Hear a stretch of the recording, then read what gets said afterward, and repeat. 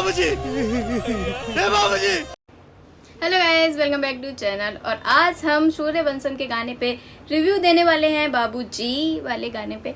तो भाई बड़ा इमोशनल गाना लग रहा है, तो गाइस थोड़ा माइंड मत करना, ठीक है, दिल पे नहीं लेना।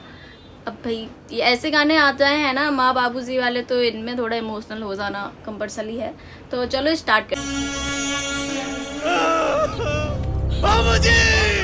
भाई शुरुआत ही इतनी इमोशनल है, मतलब पवन सिंह आ रहे हैं और साइकिल से आ रहे हैं, उनके बाबूजी का एक्सीडेंट हो रखा है।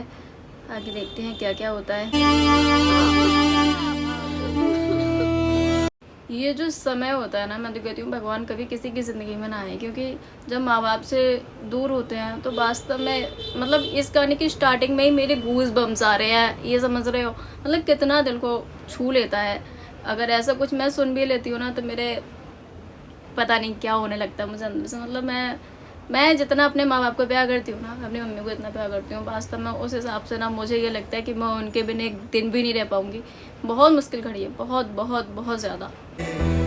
दुनिया के मेला। मैं सच बता रही हूँ, ऐसे गाने पर रिव्यू देना बहुत बहुत बहुत मुश्किल होता है। मैं सच बता रही हूँ, मैं देखने से अभी केवल स्टार्टिंग है और मेरा इतना अंदर से ऐसे पता नहीं कैसी अजीब सी फीलिंग आती है। मतलब क्या बताऊँ, मुझे मैं कुछ एक्सप्लेन नहीं कर सकती यार। आस्था सिंह के साथ है ये मूवी, आस्था सिंह भी है इसमें। और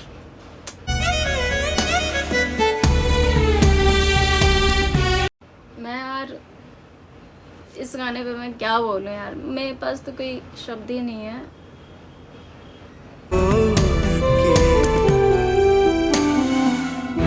इनका अंतिम संस्कार कर रहे हैं अपने पिताजी का। और मतलब यार मैं कहती हूँ कैसी दुनिया है ना, कितना अजीब है। मैं सच बता रही हूँ, मैं पता नहीं क्या मेरे दिमाग में क्या चलता है, मैं आपको वो बताती हूँ। एक्चुअली दुनिया कितनी अजीब है ना, कि इंसान को पैदा भी होना है और फिर मरना भी है, छोड़ के जाना भी है। सही मायने में देखें, यहाँ कौन है अपना? कोई है?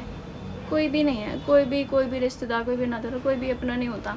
हमें अकेले ही पैदा होना है, अकेला ही जाना है। तो और जब अपना कोई, मैं अभी बोल रही थी, आप सोच रहे होगे कि कोई अपना नहीं है, फिर मैं बोलने लगी कि अपने, मैं जिस परिवार के साथ रहती हूँ, मेरी अम्मा थी, तो वो भी अब नहीं रही। मेरी मम्मी को जिस दिन ने पाला था, तो मतलब इतना प्यार करती थी मुझसे, इतना ज़्यादा, मतलब बहुत ज़्यादा।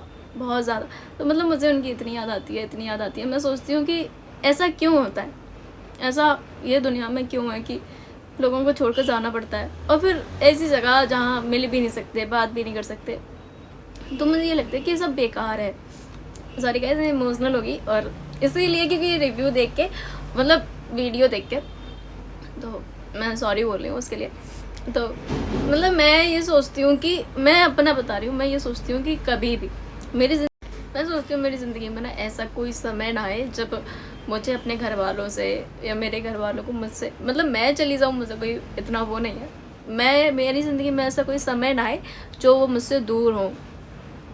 कोई भी, जितने लोग भी मेरे करीबी हैं, जिनको मैं चाहती हूँ, मैं बिल्कुल भी नहीं चाहती। तो मतलब ये बहुत कठिन समय होता है कि जब अपना कोई छोड़ के जाता है।